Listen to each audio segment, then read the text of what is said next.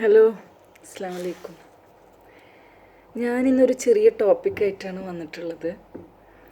Weight loss journey. നമുക്കിന്ന് weight loss ജേണിയിലെ കുറച്ച് കാര്യങ്ങൾ കുറിച്ചിട്ട് നമുക്കിന്ന് നോക്കാം. നമുക്കിതിനൊരു ജേണി എന്ന് വിളിക്കാൻ കാരണം എന്ന് വെച്ചാൽ ഈ ഒരു വെയ്റ്റ് ലോസ് പ്രൊസീജിയർ ഒരു ഓവർനൈറ്റിൽ ഒരു മാജിക് പില്ല് കഴിക്കുന്നതുകൊണ്ട് സംഭവിക്കുന്നതല്ല. നമ്മൾ ഈ ജേണി കൂടി പോകാൻ വേണ്ടിയിട്ട് നമ്മളുടെ മനസ്സിനെയും ശരീരത്തിനെയും ഒക്കെ ഒരുക്കി വെക്കേണ്ടതുണ്ട്. കുറേ കാര്യങ്ങൾ നമ്മൾ മനസ്സിനെ ട്രെയിൻ എടുത്തു കഴിഞ്ഞാലാണ് നമ്മൾ ഈ ജേണി കൂടി പോകുമ്പോൾ നമുക്ക് നല്ല റിസൾട്ടും നല്ല സക്സസ്സൊക്കെ വരുന്നത്. നമ്മളിപ്പോൾ അല്ലാതെ ഇപ്പം നമ്മൾ ചാടിക്കയറി പട്ടിണി കിടന്ന് പിറ്റേ ദിവസം തന്നെ പെട്ടെന്ന് സ്റ്റാർട്ട് ചെയ്തിട്ട് ആകെ ടയേർഡ് ചെയ്ത് ഫുള്ള് ഒന്നും ഭക്ഷണമൊന്നും കഴിക്കാതെ എക്സസൈസും ചെയ്ത് ആകെ ടയേർഡായിട്ട് 1-2 ദിവസം കൊണ്ട് മടുത്തിട്ട് നമ്മൾ ഈ ഒരു വെയ്റ്റ് ലോസ് പ്രൊസീജിയർ നിർത്തേണ്ട ഒരു അവസ്ഥ വരരുത്. നമ്മുടെ ബോഡി ട്രാൻസ്ഫോർമേഷൻ്റെ 70% ബോഡി ട്രാൻസ്ഫോർമേഷനിൽ 70% ഡയറ്റ് ആൻഡ് 30% എക്സസൈസിലൂടെയാണ് നമുക്ക് സാധിക്കുക. രണ്ടും ഒരുമിച്ച് ഹാൻഡ് ഇൻ ഹാൻഡ് പോകണം. അപ്പോഴാണ് നമുക്ക് നല്ലൊരു റിസൾട്ട് വരിക. അപ്പോൾ നമുക്ക് ഈ ഒരു വെയ്റ്റ് ലോസ് ജേർണിനെ നമുക്ക് ടോപ്പിക് ബൈ ടോപ്പിക്കായിട്ട് ഡിവൈഡ് ചെയ്യാം. ഇന്നത്തെ വീഡിയോയിൽ നമുക്ക് എക്സസൈസ് എന്നുള്ള പോർഷനൊന്ന് മാറ്റി വെച്ചിട്ട് നമുക്ക് ഡയറ്റിങ്ങിൻ്റെ കുറച്ച് കാര്യങ്ങൾ നമുക്ക് നോക്കാം. ഡയറ്റിംഗ് എന്ന് പറയുമ്പോൾ ഞാൻ ഉദ്ദേശിച്ചത് പട്ടിണി കിടന്നിട്ടുള്ള ഡയറ്റിംഗ് അല്ല, ക്ലീൻ ഈറ്റിംഗ് ആണ് ഞാൻ ഉദ്ദേശിച്ചത്. ഞാൻ പലപ്പോഴും കാണാറുണ്ട് ചിലർ 1 full day fruits, 1 full day vegetables, അങ്ങനത്തെ ആ ഒരു ടൈപ്പ് ഡയറ്റിങ്ങും ഒക്കെ ആയിട്ട് മുന്നോട്ട് പോയിട്ട് കുറച്ച് ദിവസമൊക്കെ പിടിച്ച് നിൽക്കും. പിന്നെ ആകെ ഒരു ഡിപ്രഷനും ആകെ ഒരു ടെൻഷനും സാഡ്നെസ്സും തലവേദനയൊക്കെ തുടങ്ങി പിന്നെ എല്ലാം മടുത്തിട്ട് പിന്നെ ഇനി ഇതൊന്നും വേണ്ടാന്നും പറഞ്ഞിട്ട് നിർത്തുന്ന ഒരവസ്ഥ അങ്ങനെ ചിലപ്പോൾ കാണാറുണ്ട്. നമ്മളങ്ങനെ ചെയ്യരുത്. കാരണം എന്താണെന്ന് വെച്ചാൽ ഈ വർക്കൗട്ട് ചെയ്യാൻ എപ്പോഴും ബോഡിക്ക് എനർജി വേണം. എനർജിക്ക് നമ്മൾ ബോഡിക്ക് ഫ്യൂവൽ കൊടുക്കണം. ഭക്ഷണം കഴിച്ചിട്ട് ഫാറ്റ് ബേണിങ് പ്രോസസ്സിന് ഫ്യൂവൽ നിർബന്ധമാണ്. അപ്പം ഒരിക്കലും അങ്ങനെ പട്ടിണി കിടന്നിട്ടുള്ള ഡയറ്റിങ്ങിനൊന്നും അങ്ങനത്തെ ഷോർട്ട് ടേം അങ്ങനത്തെ ഡയറ്റിലൊന്നും പോവാതിരിക്കുന്നതാണ് എപ്പോഴും നല്ലത്.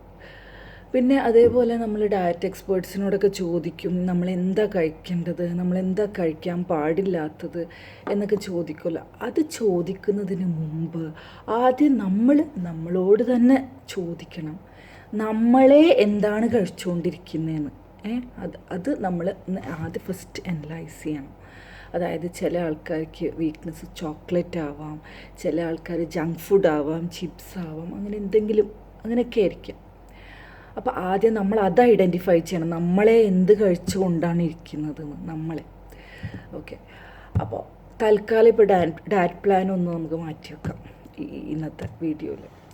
ഇന്ന് നമുക്ക് നമ്മളെ ഈ വെയ്റ്റ് ലോസ് ജേർണിയിൽ നേരിടേണ്ടി വരുന്ന ഒരു ഇമ്പോർട്ടൻറ്റ് ചാലഞ്ച്, അത് എല്ലാവർക്കും അധികം പേർക്കും ഉണ്ടാവും ആ ഒരു ഇത് എന്ന് വെച്ച് കഴിഞ്ഞെങ്കിൽ ടോപ്പിക്ക് നോക്കാം.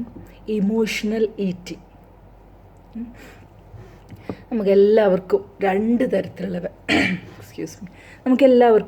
തരത്തിലുള്ള വിശപ്പുണ്ട്. ഒന്ന് ഇമോഷണൽ ഹങ്കറും ഒന്ന് ഫിസിക്കൽ ഹങ്കറും.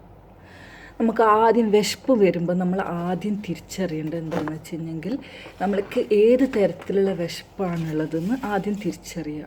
ഓക്കെ, ഇമോഷണൽ ഹങ്കർ എന്ന് പറയുമ്പോൾ ഈ ഇമോഷണൽ ഹങ്കറിൻ്റെ സമയത്ത് നമ്മൾ കഴിക്കുന്നതിൻ്റെ പിന്നിലെ സൈക്കോളജി എന്ന് പറഞ്ഞു കഴിഞ്ഞെങ്കിൽ നമുക്കുണ്ടാവുന്ന ഒരു നെഗറ്റീവ് ഇമോഷൻ, അതൊരു സ്ട്രെസ് ആവട്ടെ, സ്ട്രെയിൻ ആവട്ടെ, ഡിപ്രഷൻ, സാഡ്നെസ്, അങ്ങനെ എന്തെങ്കിലും ഒരു നെഗറ്റീവ് ഇമോഷൻ, അതിന് നമ്മൾ ആ ഒരു ഇമോഷണൽ ഹോൾ ഫില്ലപ്പ് ചെയ്യാനായിട്ടാണ് നമ്മളെപ്പോഴും ഇമോഷണൽ ഈറ്റിംഗ് ചെയ്യാറ്.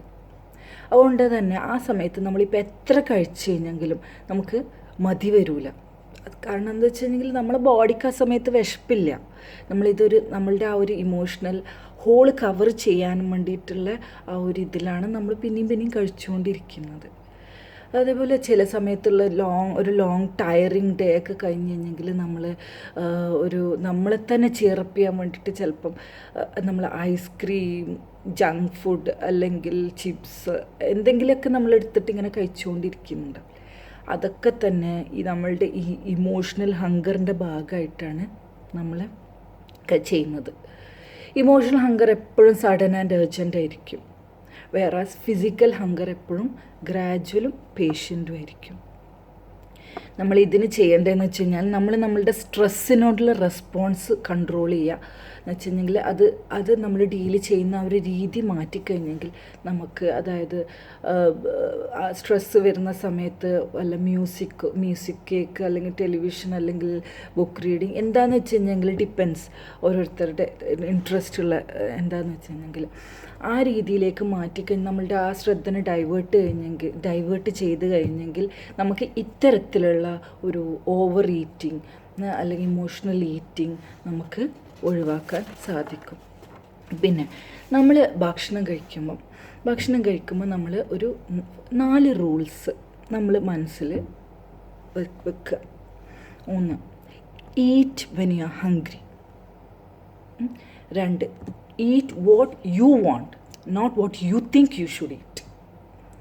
3, enjoy every mouthful. 4, stop when you are full. ഈ 4 റൂള് നമ്മൾ ഫുഡ് കഴിക്കുന്ന സമയത്ത് മനസ്സിൽ ആലോചിക്കുക, ഈ ജേർണിയിൽ കൂടി പോകുന്ന സമയത്ത്. ഓക്കെ. പിന്നെ ഞാൻ ലാസ്റ്റ് പറഞ്ഞത് stop when you are full. ചില ആൾക്കാർക്ക് ഈ ഒരു ചെറിയ പ്രശ്നം ഉണ്ടാകുന്നത്, നമ്മൾ എവിടെ നിർത്തണം, ഭക്ഷണം കഴിച്ച് എവിടെ നിർത്തണം എന്നറിയാതെ പിന്നെയും ഇങ്ങനെ കഴിച്ചുകൊണ്ടേയിരിക്കും. അതിനായിട്ട് നമുക്ക് നമ്മളുടെ ഹങ്കർ സ്കെയിലിനെ നമുക്ക് 10 ഡിവൈഡ് ചെയ്യാം.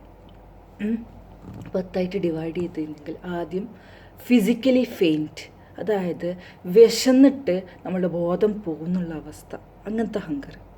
സെക്കൻഡ്, റെവനസ്, അതായത് എക്സ്ട്രീംലി ഹംഗ്രി. പിന്നെ 3, fairly hungry. 4, slightly hungry. 5, neutral. 6, pleasantly satisfied. 7, full. 8, stuffed, blotted, നോഷ്യസ്. ഇങ്ങനെ 10 തരം തിരിച്ചു കഴിഞ്ഞെങ്കിൽ നമ്മൾ 6-മത്തെയോ 7-മത്തെയോ സ്റ്റെപ്പ്, അതായത് പ്ലസൻ്റ്ലി സാറ്റിസ്ഫൈഡ് അല്ലെങ്കിൽ ഫുൾ, ഈ 2 സ്റ്റേജ് എത്തുമ്പോൾ നമ്മൾ നിർത്തുക, ഫുഡ് കഴിക്കുന്നത് നിർത്തുക. പിന്നെ അതേപോലെ തന്നെ നമ്മളിപ്പം ചില സമയത്ത് നമ്മൾ കഴിക്കുന്ന സമയത്ത് ഒരു ഫുഡ് കഴിക്കാൻ തുടങ്ങിക്കഴിഞ്ഞെങ്കിൽ നമുക്ക് അത് നിർത്താൻ പറ്റുന്നില്ല. വിശപ്പില്ല, പക്ഷേ നമുക്ക് ആ ഫുഡ് നമുക്ക് കഴിക്കാൻ പറ്റുന്നില്ല, നമുക്കതിനെ റെസിസ്റ്റ് ചെയ്യാൻ പറ്റുന്നില്ല എന്നുണ്ടെങ്കിൽ നമ്മൾ ആ സമയത്താണ് നമ്മൾ ഔട്ട് ഓഫ് കൺട്രോളായിട്ട് കഴിക്കുക എന്ന് പറയുന്നത്. ആ സമയത്ത് ആ ഫുഡാണ് നമ്മൾ ഭരിച്ചുകൊണ്ടിരിക്കുന്നത്. ആ ഒരവസ്ഥ മാറ്റിയിട്ട് നമ്മൾ ഫുഡിനെ ഭരിക്കുന്ന ഒരവസ്ഥയാക്കി മാറ്റണം. ഓക്കെ. അപ്പം ഇന്നത്തെ ചെറിയൊരു ടോപ്പിക്ക് ഇവിടെ നിർത്തുക. നെക്സ്റ്റ് വീഡിയോയിൽ വേറെ ടോപ്പിക്കായിട്ട് വരാം. അതിനു മുമ്പ് എപ്പോഴും ഒരു കോട്ട് ഓർക്കുക. You have to love your body to get the body you love. Okay. Thank you.